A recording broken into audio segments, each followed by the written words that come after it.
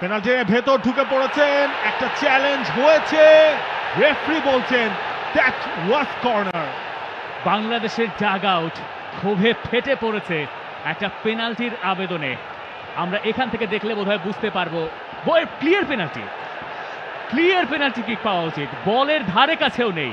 Bangladesh unlucky, কোনো pressure ছিল না, কিন্তু একেবারে কাছাকাছি জায়গায় ফাহিম সেই ভুলটা করেছেন। আরো একবার দৌড়াচ্ছেন ফয়সাল আহমেদ ফাহিম, যেই কাজটা তিনি সবচেয়ে ভালো পারেন, দৌড়ানোটা। আরো একবার ফয়সাল আহমেদ ফাহিম, কিন্তু ফিনিশিং এ তার ইমপ্রুভমেন্ট জরুরি। মোরসালিন পেনাল্টির বাইরে তিনি পেয়ে গেছেন, ফাহিমের সাথে কম্বিনেশন প্লেটা হয়েছে।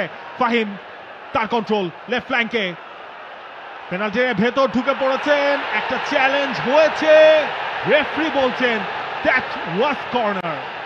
বাংলাদেশের ডাগ আউট ক্ষোভে ফেটে পড়েছে একটা পেনাল্টির আবেদনে। আমরা এখান থেকে দেখলে বোধহয় বুঝতে পারবো ক্লিয়ার পেনাল্টি কিক পাওয়া উচিত, বলের ধারে কাছেও নেই। বাংলাদেশ আনলাকি, তবে এবার কর্নার অন্য পাশ থেকে বাংলাদেশ সেই সুযোগটা হাতছাড়া করলো। মানে আমার কাছে এই পেনাল্টিতে কোনো সংশয় নেই, ডিরেক্ট কোনো সংশয় নেই, হয়েছে ফাহিমের বডিতে। মোরসালিন, যাই হোক ম্যাচে বাংলাদেশকে ফোকাস করতে হবে।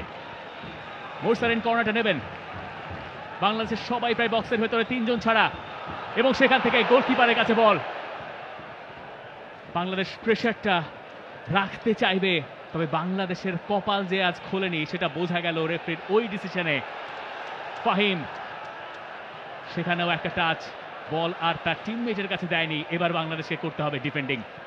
পেছনে নেমে আসতে হচ্ছে বাংলাদেশকে। তারিক কাজী সেখানে রয়েছেন, তারিক কাজী ক্লিয়ার করলেন, থ্রোয়িং পেয়ে যাচ্ছে সিঙ্গাপুর। বাংলাদেশ আনলাকি সেই পেনাল্টিটা না পাওয়ায়, বাংলাদেশ আনলাকি। ওই মোমেন্টেই যে কর্নার কিকটা নেওয়া হয়েছিল, রাকিব গোলপোস্টের ঠিক সামনে ছিলেন, তিনি সেটা পাননি, সরাসরি চলে গিয়েছিল ইজওয়ানের কাছে।